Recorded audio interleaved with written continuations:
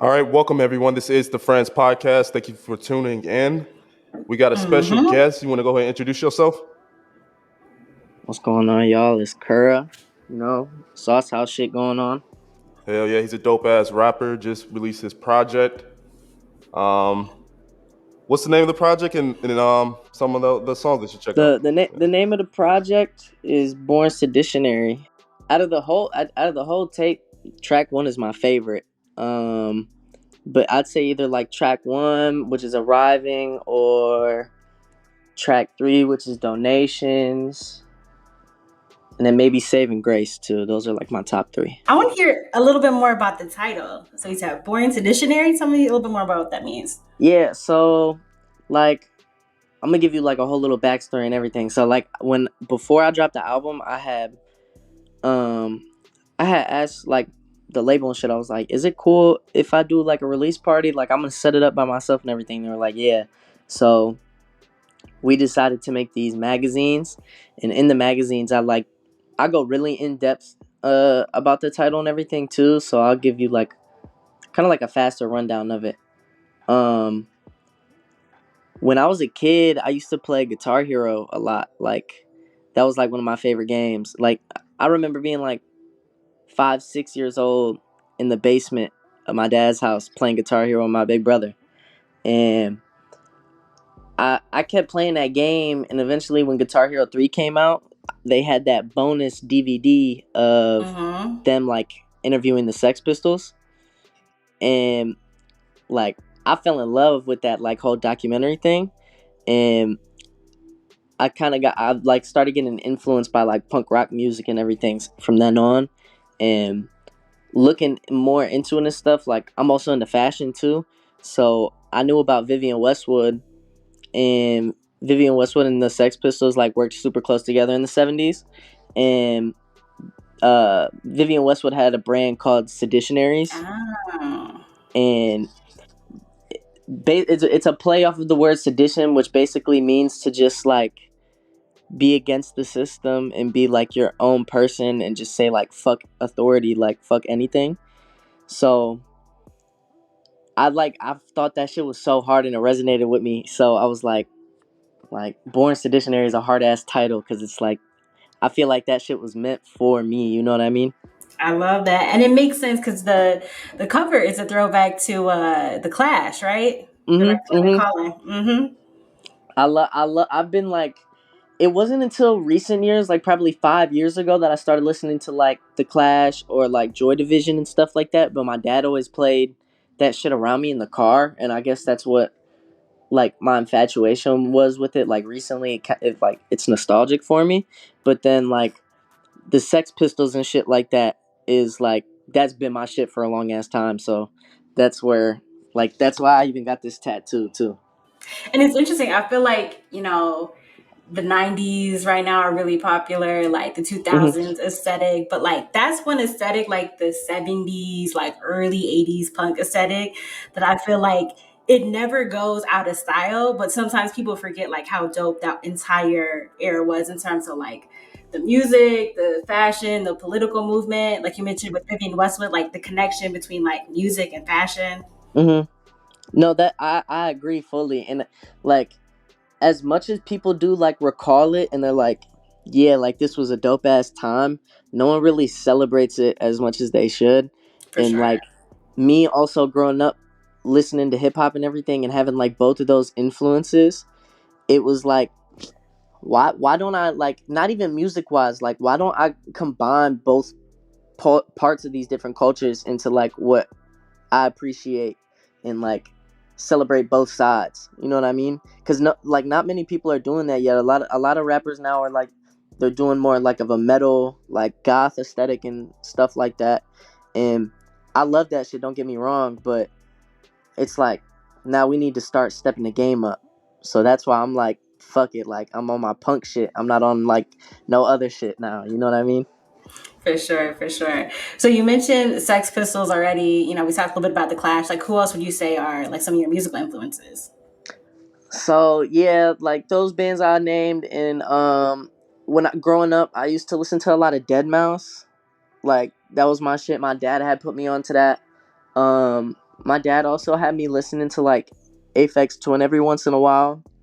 Um, so it's like it comes from everywhere, but like also too like I was super tapped in on the internet when I was a kid, like 13, 14, and like SoundCloud was out then, so I was going on SoundCloud and just finding shit. So like a lot of the rappers that are still lit from SoundCloud now are like influences of mine because I was such a young kid when I was listening to him.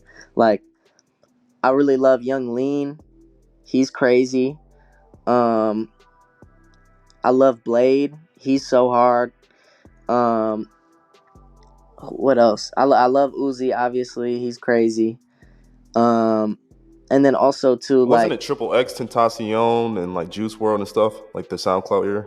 yeah, definitely. And those guys also inspired me to, make music too cuz I was listening to X for a long ass time. And then Juice, like I didn't listen to his songs as much, but I would always watch the videos of him freestyling cuz he's like a god at freestyling. It's crazy. Yeah, he would be rapping for like 30 minutes to an hour. Like, damn. I'll be watching his videos now so I can like get better at freestyling like that cuz like the way it's so effortless for him. It's like snap of a finger, he got 10 bars for you. So let's talk a little bit about the past for you and your upbringing. Like, where you from? Yeah, so man, it's like hard to pinpoint exactly where I'm from cuz I mean I bounced around to so many places as a kid. Um so I was born in Dearborn, Michigan at the hospital, like Dearborn Beaumont or whatever. And then what's it called? I think when I was a baby, my mom she was from like downriver Michigan, and my dad he was in St. Clair Shores for a long time, or like Macomb area, and then he eventually went down to near like downriver where she was at. So like I think I was staying in E-course for a minute, and then eventually I moved in with my grandparents again over in St. Clair, and I was in school, but then I had like got kicked out or something in like elementary school for getting in a fight with somebody, and then we got transferred over to. Damn, in elementary? Yeah, bro, people used to just pick on me like on the bus and shit, like Hey, Born cuz Seditionary, like you said. damn, my fault. My shit had No, you glitched. straight. But Yeah, what were we so talking you about? said it was Block Boy K? Yeah, my name was Black Boy K. It was so like the story behind that. Basically, I had made that album in the back of the store and I had finished it, and I had no name for myself yet for real because I was just like playing around with different names and nothing really stuck to me.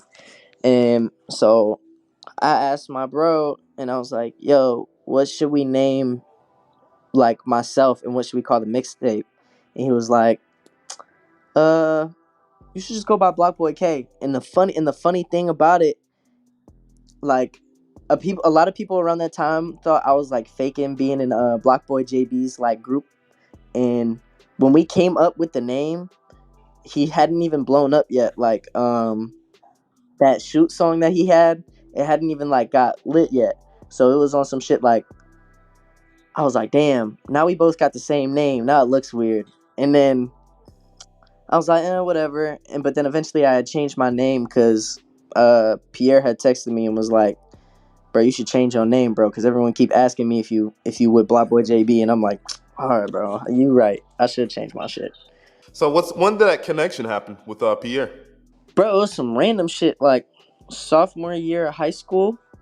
Um, I'm I'm I'm in a fire drill, and like I never really checked my IG DMs at that time because most of the time like I had a decent amount of followers and like I was getting good interaction on my shit, and people would just like DM me bullshit all the time, like because it was a different time on the internet, like 5 years ago, so or 4 years ago or whatever. So like people would just DM you just to say some stupid shit or like troll you. Hmm. So I never really opened my shit, but then I had opened it and checked and it said he just texted me where you at, and I was like I'm in Detroit. What's up? And then he was like, "You're hard." I'm pretty sure like he had SossHouse at the time, but it wasn't like what it is now. It was on some shit where he was like, "I'm looking to sign my first artist." He was like, "I'm looking at you," and I was like, "I bet, bro. Just let me know." And then I had got kicked out of high school and everything. Me and my manager Noah, uh, we were like, "Fuck it, let's go to Atlanta." I think it was like right after I graduated, because I graduated in my junior year because I got transferred to alternative high school, and I cheated on everything because it was online. So I somehow managed to graduate with a 3.6 GPA on some funny shit. Wow. And yeah, so I graduated early in my junior year, and then I went to Atlanta with my manager, and then P had texted me and was like, "If you want to take the SossHouse shit serious, bro, like hit up my manager." And that's Brian, and he's like, Brian's also one of my managers now too. So um yeah, he set up an interview, like not an interview but like a day to like meet up and shit, um with a lawyer and everything. This is when you were like 16, 17, something like that. No, this was, I had graduated, so I was 17, and then we were talking about it for like, because when I was 17 I had graduated, it was May, and then I didn't go to Atlanta till that summer. So they were like, "All right, bet we're gonna set everything up and get it ready for you, but then you'll come out here and sign it when you're 18." So I was like, "All right, bet." Because if I was 17 and I signed the contract, my dad would have had to sign it, type shit. Yeah. So I was like, "All right, whatever, I'll wait." So I want to hear a little bit more about SoundCloud. So you talked a little bit about, how when you were like 13, you were really influenced by the SoundCloud generation, music that was coming out on SoundCloud then. But you mentioned that, even as just a couple years ago, like you didn't really feel like SoundCloud was, having the same impacts on people's careers Yeah. as it was like back in the day. So what do you feel like the place of SoundCloud is now? Like, do you still feel like SoundCloud's relevant to you at all, or like that it makes sense as part of what you're trying to do, or not so much? So here's the thing, like SoundCloud is always gonna be around me, type shit, because um like I have a good following on SoundCloud, and it's like if I take a song and drop it right now and like don't even post it on Instagram, Mm-hmm. I'll get like 10,000 plays, just because like I have 6K on there, and they're active listeners. So like SoundCloud's always gonna be around, but at the same time too, like the problem is the like back in the day when SoundCloud was like first getting really popular, the reason why all these great artists were getting found and blowing up is because the platform was so fresh, and there was no algorithm to the shit. And also um it was super easy to blow up then, because it was like if you dropped a song, you're only going to be out of like one out of 500,000 people to drop music on there. Now there's probably what, like 5 million, 10 Stupid million numbers. users, and Yeah. like they're all dropping music. So like, because that was the whole thing. Like my first mixtape that I ever dropped, the first month it got 50,000 streams on like almost every song. So that's why it had got so lit for me. But then like now you can't you have to like do some serious promo, or just like really be lit on the gram or Twitter or some shit to like get plays like that. You know what I mean? Yeah.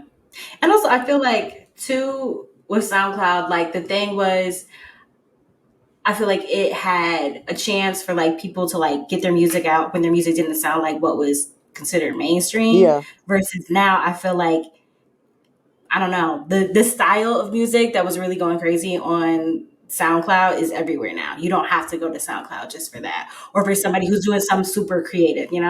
And the problem is too, like with this isn't like a diss to the platform or to the artists that are on the platform, but like on now, because of TikTok, everyone can, like everyone learned how to download BandLab on their phone, and like people are getting so creative with this shit. They're buying fucking interfaces and mics and headphones, and then getting a converter to plug it into the bottom of their phone.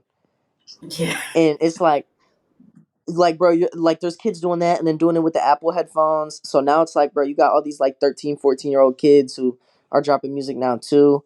And like, when you a kid like that and you making music, like obviously you're gonna be super inspired. So you might be biting somebody just a little bit. So now everybody sound like each other, and it's like that, and Mhm. that's why people aren't partaking in SoundCloud as much anymore, because it's too much of the same shit going on. Versus back in the day, everyone had their own swag. Like Lil Peep, he had like his like sad shit, and then X had the hype shit, and then Juice had like the new, like, he had some like drill shit, and then he also had some like actual cool like guitar shit and everything. Like he was taking shit in different directions. So like, I don't know. Now it's too much of the same, and back then it was so much diversity.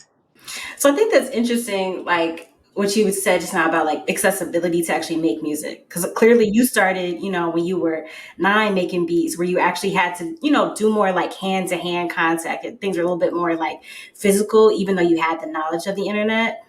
So like, what is your process like now, especially now that there are so many tools to make things like even easier? Man, I keep it really traditional, honestly. Like the way that I grew up and learned how to make beats is exactly how I make beats now. The only thing is, it's just like I got new tricks now. Like I know how to, like, I know hotkeys, and I know like how to do certain shits with different plugins, and like fucking with envelopes, and I know how to mix and master shit now. So like back, like the first time I ever learned how to make beats, my dad had a computer in the living room, and it was like the family computer, like anyone could use it, and he just happened to have FL Studio on there, and I thought it was a game, so I just started playing with it, and then I was like, oh shit, I'm making music. And then I asked my dad, I was like, hey, can you teach me? And he taught me some of the basics, and then eventually he was like, if you want to learn more, just go on YouTube. And I started learning because of YouTube, and I taught myself everything now. And then yeah, now it's like I soak up game now, because like YouTube tutorials and everything like that can only get you so far. It's like now you got to really soak up game from people who like know what the fuck they doing. For sure. I feel like YouTube can like teach you the like tools and the techniques, but like then it's the like you putting your sauce on top of it that really makes it flow. Exactly, you because and that's exactly what I mean when I say like soaking up game. Because once you learn a bunch of new shit from like people that you study, you can take all the influences and put it together and make it something like unique and new. So, but that's also of another problem. Like the same thing I was saying earlier about artists and like everything kind of sounding the same now. Hmm. That's also going on with producers now too. But it's hard to say that, because the genres now are also very niche, and the specific sounds that you have to use in every For genre is very sure. specific. So it's not even really producers' fault, because the producers are out here just trying to make music to get placements. And so they're just making stuff that's like commercially appealing to underground or new way, like mainstream artists. And yeah, you know what I mean. It's not really the producer's fault, but also at the same time, like, you know, game is game. Let's get into a little bit about your process and how do you go in the studio? Are you normally with a bunch of guys? Is it just you? Do you write? Do you freestyle? I'm gonna keep it a buck, bro. I do not like going to studios. I have my setup in my bedroom. Um, I mean, whenever I'm out here, like I'm in LA right now, so whenever I'm out here, I'm either recording with the engineer, like at my bro house, or I'll record myself at the apartment that I stay at, or like maybe once in a while I'll go to the studio. But even then, if I do go to like a real studio, I'll ask the engineer if I can just record myself and have my laptop plugged into the interface, because I don't know, it's just more comfortable to me. I feel like working with an engineer sometimes is way too slow, and then because when I'm working at the computer and I just have like the keyboard and mouse right in my hand, I don't have to think about what I need to say to the engineer to do, versus I know exactly what I want to do in my head already. So it will only take me 5 minutes to do it, versus trying to explain it to an engineer might take you 30, 40 minutes, just because they're like, well, I get what you're saying. And then, it's like, it's hard trying to get an idea out verbally, rather just Yeah. doing it yourself. So did you work with Pierre Bourne and like soak up any game from him? Yeah, like the first time we ever like hopped in the studio together and shit, he was making beats in front of me and everything, and he was showing me different shit on his laptop and everything, and I learned a lot from that. And then also just like even when he sends me beats and I just listen to them before I like start recording on them, um, I'll kind of just like sit there and analyze it and be like, damn, what is he doing? And then also I study other different producers too, like I really like White Armor. He produces for like Blade and Young Lean. And then who else? I really like Out of Town and Starboy stuff, and but that's because I used to work with them and everything too. So when they was sending me beats, I would listen to it and I was like, this is hard. Like I'm learning from them. So yeah, I mean I pull influences from everywhere, but like me being in the studio with P is definitely like the biggest influence because he teaches me a lot. Like not even just on the beat side or anything like that. Like recording too. He's so smart when it comes to telling me how to like translate different melodies out. Because one of the first times we were working on the album, I was trying to come up with flows and shit, and there was a piano in the booth. So he walked into the booth and was like, the beat is in this key," and he played like a chord, and then he was like, "All right, these are all the keys that you can like play with, but do it with your voice." So he was like, "Any of these keys, just play them real quick, and then try to find a cool melody with your voice." So I was playing with that for like 30 minutes, and then like we ended up coming up with some crazy shit. Yeah, I feel like that's the power of even just like being in rooms with people, right? Like it's great that you can learn stuff from the internet, but there's nothing like being able to like have that conversation with somebody in person and like playing off of, another person's creativity right in that same room. Exactly, because if you have two people who are super creative in the same room, it's like as creative as a person is, Hmm. there's always more to learn. So like like it's the same thing too. Like when I have like my like rapper peers and everything in the studio together, and we're like making shit. Like I was just with my boy Zoku in the studio. We did a whole lockout. We was in there for like 10 hours, and we've known each other for so long, but um it was only always through the internet. And like that was like 2 days ago was the first time like actually meeting him in person. So we just started like bouncing ideas off each other and everything while we're in the studio. But like we known each other for Yeah. so long, and we both know how we like to rap. So even then when we get into the studio together, is like we really coming up So with y'all some was sweet working shit. together on some music or just individually working on some stuff? Yeah. I like cuz I had told him, I was like, "Bro, I got some Adderall, bro. Like I'm ready to lock in. Like let's do some shit." So I think we made like 6 songs that night. But like a lot of the night too, we was just like we was there for what like 10 hours, but a lot of the night we was just talking and catching up on shit cuz like, it's my first time like meeting bro in real life cuz I just been talking with like over Discord and FaceTime with him for however many years. I known him since he was 13 and he's 19 now. So like I was just gonna say, so like, I want to hear more about your studio vibe. So you mentioned like you don't like being in studios, you like recording at home, but like a 10-hour session is crazy. Like, is that usually how you like to record? no, I usually like when I'm at the house, like back home in Detroit, I'll probably just like I'll wake up, like go get something to eat or something, then like I'll eat and then record like one song.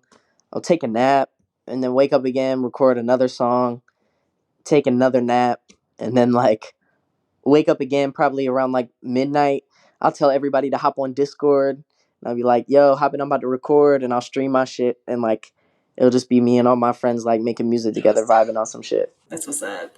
Yeah, it's just some cool shit. I like that's one thing I like now about the game is you can like they got Discord and shit like that now, so you can connect with a bunch of new artists and different like producers and people all through like just one app. I was gonna say let's talk about the album a little bit more. Yeah, what do you want to know? So I see I see you got the Saving Grace video out. Are you putting out any more videos from the Born Yeah. album? I sh- I believe because I got a show in Atlanta on Saturday, so I'm thinking. I think because Chavo's performing there with me too, so I think we're gonna shoot the video to that while I'm out there, and then I think I'm planning on doing like That's the Babes. yeah. I think we're gonna do two more songs off the tape. I don't know what else, but I just got like word that my friend has a guy who does like 3D and clay animation shit, so I have an idea for a video with that. Ooh. That'd be hard. So going through the album, there's 14 songs. Was that like premeditated? Did you think it was gonna be 14 songs? Is that like the normal length of your projects? Well, okay, so like in my agreement with Pierre, for me being under SossHouse, it's like they were like, we want the song or the tape to be at least 13 songs. So like I knew it was gonna be 13 or more, but me and P before we dropped this tape, because he's so busy all the time. Like he's been going on tours for like 3 years straight, and he'll be like 2 tours a year on some crazy shit. So, we only had like out of 14 songs, those were the best 14 songs out of 25 or like 30 that we had recorded. So I was like, all right, these are the best ones. Like fuck it, I'll do these ones. Man, but like they're all still fire. How did you like rearrange the album? Like how did you arrange it? Was it you and him or No, was it he literally just was like, "Yo, text me what songs you want to be on the tape," and I was like, "All right, bet." I texted it to him, and then he sent me like a rough draft of the transitions, and he was like, "What do you think of this order?" And I was like, "Yeah, solid. Fuck it, let's roll with it." I liked I liked it a lot because he had like the first song arriving. I had that snippet on my page for a minute, and that video has like 3,000 likes and like fucking what like 30,000 views. It was like my most anticipated snippet ever. So that being track one was fire, and then like Bapes being the yeah, that second was hard. track is really good too because it gives people like a taste of what I'm working on next with the guitar shit. Cause right at the end of it, it has the guitar solo that I did. Talk a little bit about that then. Like when did you start learning the guitar? It's fun. I don't even know. I don't know how to play the guitar. I do everything in FL Studio. Oh, okay, Like for sure. I have a VST that I use, and I just know it sounds good when it comes to that. So I was like, fucking, let me make my own shit. I was trying to get my dad to do the solo though because he actually knows how to play guitar, and he's like cold at the guitar. I was gonna say too, it sounds like your dad, like he's really supported your music because, I know you said he was a person who like lets you start around playing around with FL Studio. So like how does he feel about your music? He actually like I send him my music, and he doesn't listen to rap like that, but he'll actually tell me like genuinely like he likes my music. Um, but I think that's also because it's like he sees the influence that I have from the Hmm. shit that he would play around me. So like there's a bunch of unreleased songs that I have right now, and um a few of them have like these super intense like guitar solos and melodies and just like crazy power chords and everything like that, and like he really likes the shit that I do with that. But like in the beginning when I was making music though, in high school, he didn't get it cuz like that's why I was doing so bad in school. Um cuz he was on some shit like Being at the store all night. yeah, like I was missing class, and I would sleep in class. I would show up to school like 4 hours late, just cause like I'd be sleep all day, and then eventually he was like nah, it's like quit with the music shit. You got to focus on school, and then um that's when like Pierre had DM me, and when he found out I was doing bad at school, he was like, I'm not gonna sign you if you don't graduate. So Damn. my dad was on some shit like he was like, see, he's got the right message. So he was like, you can keep doing the music stuff, but just make sure you're getting like your grades good and everything. You graduate. So, you know, everything ties together. And that's gonna be cool for him to see like it come full circle from like playing around with this at 9. So like, okay, I'm making my own beats to now like, all right, I'm actually, I'm touring, I'm doing shows, like I got my album out. Like I'm sure that's gonna be really dope for him to see. Hell yeah. I'm just like, because the whole thing is too, like, he's still weary about this shit, because he's like I don't know, he doesn't understand like rap versus the industry that he's in. So when it comes to music, so he kind of just, he thinks it's still a hobby for now, but Mhm. like, I know I'm gonna be doing this shit for a minute, so like, I just let him think what he thinks, but I know I'm gonna be doing some good shit. I'm really doing everything for him, because like, growing up and everything, we didn't have a lot of money and everything, so it's like my whole goal is try and buy him a house before I turn like 30 years old. That's my goal. I love it. So how do you like explain it to him? Because I feel like that is hard for people to understand, like trying to do something in like music or entertainment when you have like, if that's not your background, if you have a regular job. Yeah. And obviously it's different. Like, I mean, you were signing contracts at 18. Like, how do you like manage having that conversation with your dad and even trying to explain like the differences and deal with like people not really getting it, you know? Yeah, so I mean, the whole thing is, at the end of the day, like, if you can't explain it to somebody, they're never gonna get it. So, because it's like, you might have that, like, there's people in your life, you'll try to explain something that you like to them, and they'll just Hmm. never get it, because they're not into it, so they just don't understand. But like, for me, I just have to like explain it to them, tell them like, this is the shit I'm doing, but like, like, I'm a grown ass man now, so Yeah. like, nobody can tell me what to do and what not to do. So at the end of the day, like, he can make a recommendation and be like, well, I think you should still do this, and it's like, yeah, but fuck it, like, I'm doing really good with this rap shit right now, so like, Yeah, why it's like I not? hear you, but Yeah, it's like at the end of the day, you can always take constructive like criticism from people, but like, whenever like like my grandpa too, he never understood the shit when I first started making music, and now like, he supports it, but he still doesn't understand it. Hmm. No, that's fair. That's fair. And I mean, you did the thing that they wanted you to do. You finished high school. So, Yeah, exactly. And like, I still have shit that I'm doing. Like, I have my own crib. I pay my bills. I got my own car and everything. So it's not like I'm like in their ear or anything, still living at their house or something. Like, yeah. they support everything that I do, as long as I'm like financially stable and I'm paying all my bills on time, and I'm just doing the shit that I should be doing. yeah, let's get to the tour life. So, how long have you been touring and doing shows and stuff like that? Like, when did that get going? So I haven't been on tour yet. Like, like, so when Pierre was I on saw the, you at the opening party. yeah, I had my release party for the album, but that was honestly my first homecoming show where I headlined it, cuz I did like I've done shows and shit. Like, I opened up for T Grizzly before when I was like 17, and then I've opened up for like clubs and shit like that. And then when I was real young and I first started, I was doing like showcases where you would pay like 10, $20 to just perform your music, and then people would like they would rate it on a scale of 1 to 10, and if you won, you would get like money for it. Where at? Were they like underground shows or venues or? Yeah, it was at this spot on 7 Mile in Greenfield.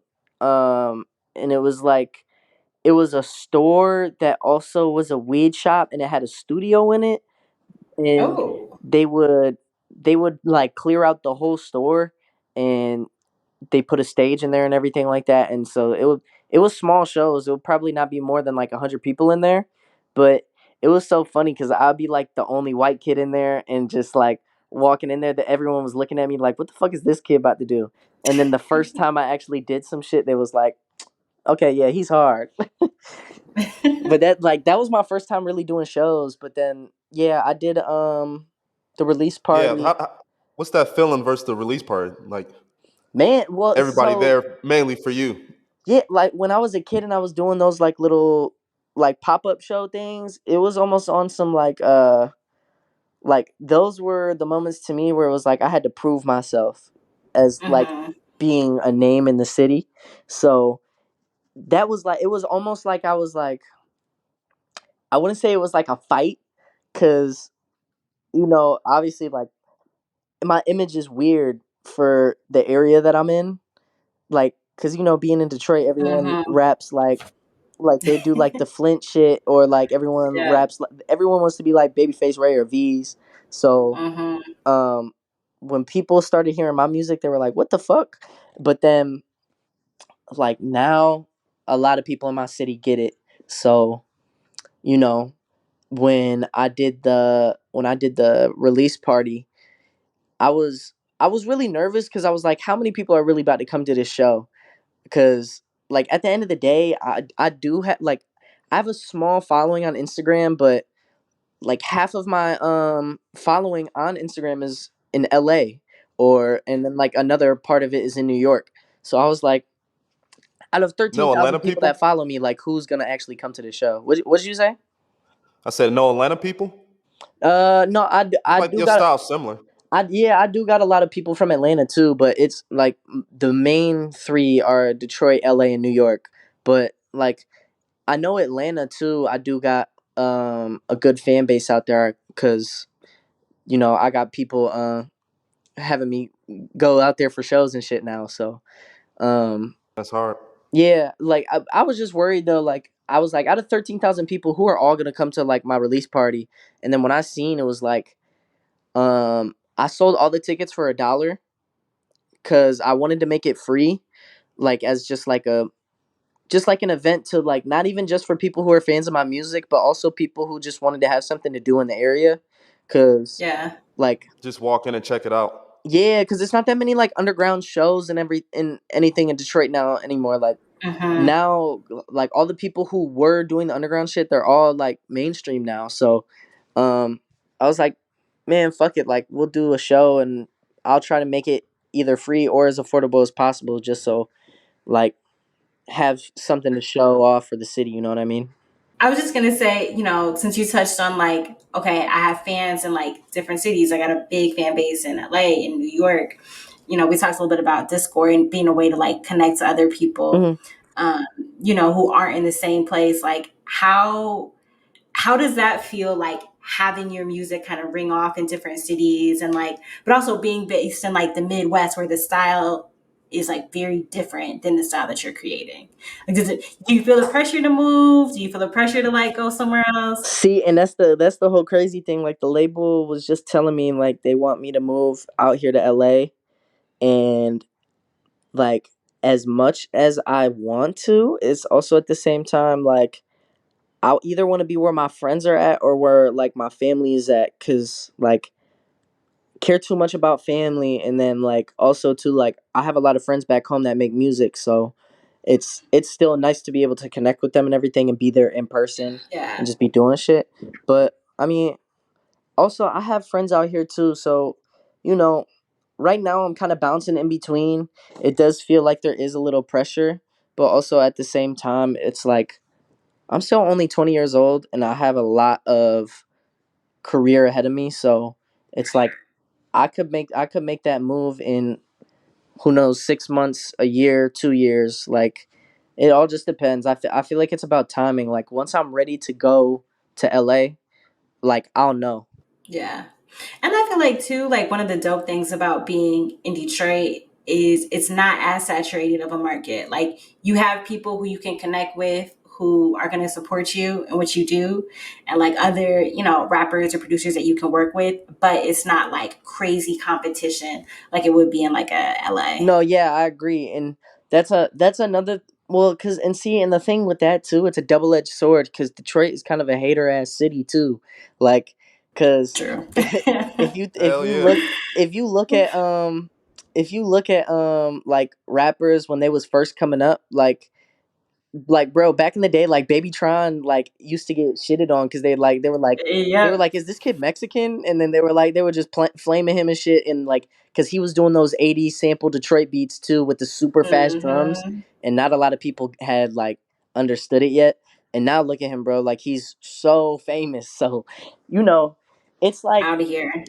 being in Detroit is a blessing and a curse, because I have so many people out there that I love to work with, and my family is there and everything. But also at the same time, it's like they don't be showing a lot of love. So being out here in LA, it feels nice when people like sometimes once in a while people come up to me and be like, "Bro, you Kura?" And I'll be like, "Hell yeah!" And it's like it's just nice to like get in person support when it even when it's not expected.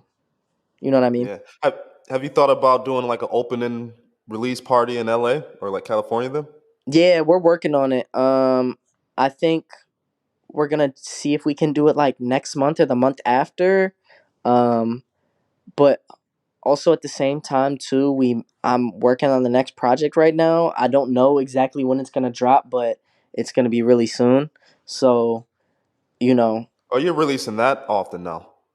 yeah, I'm about to try to because I took a fat ass like 2 year break, and I had lost a lot of my motion, because I was just like I was working making so many songs, and now it's I got probably like 1,000 songs in the vault just like sitting. Oof. So it's like all them songs just sitting now. Like I'm ready to start dropping shit, but also I'm making new shit now. So like I'm gonna drop a bunch of old shit, and then I'm gonna drop all this new shit. So Yeah. I'm I ready to feel like that's the flood. difference. Like you could tell like the difference between different artists because how much work they put in. Hmm. Like normally when you hear like when I heard your project, I was like, it sounds like someone who's been rapping for a while. Like Thank you, it's bro. pretty dope. Yeah, it's bro. I've been like I told y'all. Like I first started off like making joke songs like like when I was 13. Like I was rapping about stupid shit like Pokemon and shit like that because I thought it was funny, and like I would do like diss tracks on people at my school and shit because I thought it was funny. But now like from starting off and just joking out or like joking around and everything like that, like now I actually got swag now. You know what I mean? So at what point were you like, did you go from like making joke songs and being like, yo, I can like actually rap. Like I can like do this for real. It was when my man's who owned the store told me he was like When he said yeah it. he told me he was like bro you should rap because I had played him like one song that was a joke and he was like bro if you actually made some like serious shit you would be hard, and I was like I don't know, like I don't know if I want to be like a rapper for real, like I'd rather be a producer because at that time I was an extroverted kid but I wanted to be someone who was like behind the scenes, Mm. and now I'm like after COVID and everything it had like fucked up my whole idea of like socializing. So now it's like I like being inside the house and just chilling, but like the music is how I acted when I was a kid. Like I am whenever I get into my mode and I put my headphones on and like on my mic, it's like I become the most like cocky extroverted person ever. Like just to like be like man, I can really do this rap shit. Like, fuck everything. Can you talk about them disses a little bit? Like were them like rap battle type songs? No, it wasn't Yeah, even low like key, I want that. to hear one of these. It was like, bro, because my first time recording, I was doing it on Audacity, and um, I didn't know how to like download beats off of YouTube yet, so I was like taking beats and playing them off of my phone, and then recording that for like the however long the beat was, and then I would record just like me talking shit about people that I didn't like at my school over top of it, and then like it was terrible because it was no mixing, and I'm playing the beat through my phone into the mic, like it was terrible, but people thought it was funny because like bro, back in high school people just thought shit like that was funny, and like it was really like I middle really school want that to hear said one of that. your disses. Bro, I wish I had any of them songs still. Like, you know what's crazy? When I was doing shit like that, I have the same PC that I was making it on. Then like I still have it now, and but I think it was on an old SSD hard drive, and that bitch fucking like it like crashed or some shit, and it's gone. So I have like some archives of specific songs, but that's because like my friend whenever I was doing that shit, I would do it on Skype with him, and I would send him the songs after and everything. I think he still has like a whole folder of like all the first songs that I made. Well, let's go ahead and wrap this interview up. And what do you want to say about Born Seditionary? And what message are you trying to give to the people? Man, like I told y'all, the meaning of the title, just follow exactly that. Just be your own person. Fuck listening to anybody, bro. You're your own person. You don't gotta follow anybody's rules. It's no rules to anything in this shit. Like, it's your world. Everyone else is just living in it. So fuck it. I appreciate everyone who has been streaming the project. Yes, The sir. streams are going crazy right now. We're almost at 1 million in total. So and that's just on Hey, Spotify. So man, I appreciate everyone who has been listening to it. If you haven't listened to it yet, go check it out. go check it out right It's on all now. platforms. I'm getting it up on SoundCloud soon because I have it on the wrong SoundCloud page right now, but it will be up there soon. Yeah, that's it. Just keep doing you. Fuck everything else, and I appreciate everybody. And also, like, highlighting any new upcoming stuff that you got going on. Yeah, so I'm out here right now. Me and P are working on my next tape with him, and then I have a tape that I'm working on too. That's on some rock shit, and then I'm about to do like some shit on like my archive SoundCloud, some old Plug and B songs. Yes, sir. And that's Kura from SossHouse. So make sure you go check out Born Seditionary. This has been the Friends Podcast, and we out. Bye. Peace.